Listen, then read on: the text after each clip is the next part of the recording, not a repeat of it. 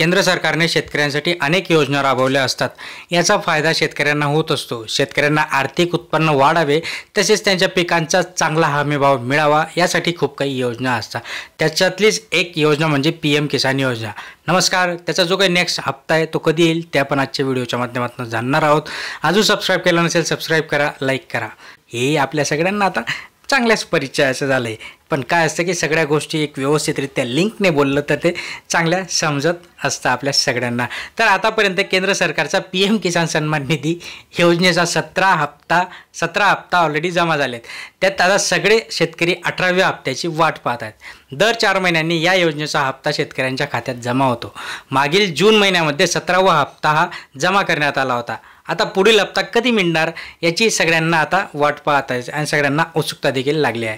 आता शेतकऱ्यांसाठी आम्ही एक अतिशय आनंदाची बातमी घेऊन आलो आहोत असं सरकारने सांगितलंय।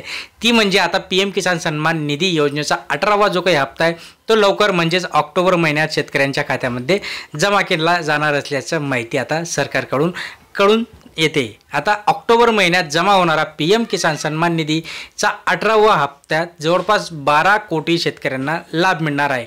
परंतु तुम्हाला या योजनेचा हप्ता मिळवायचा असेल, आता ज्या शेतकऱ्यांना हा हप्ता मिळत नाहीये, पीएम किसान असो किंवा नमो शेतकरी महासन्मान निधी योजना असो, तर अशा शेतकऱ्यांसाठी ई-केवायसी करणं गरजेचं असेल। कारण की ज्यांचं ई-केवायसी केलेलं नाही आहे अशा शेतकऱ्यांसाठी ई-केवायसी करणं गरजेचं आहे।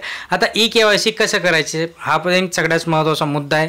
तर मित्रांनो, ई-केवायसी करण्यासाठी तुम्हाला सगळ्यात आधी पीएम किसान सन्मान निधीच्या अधिकृत वेबसाईटवर जावं लागणार आहे आणि तिकडे गेल्यानंतर तिथे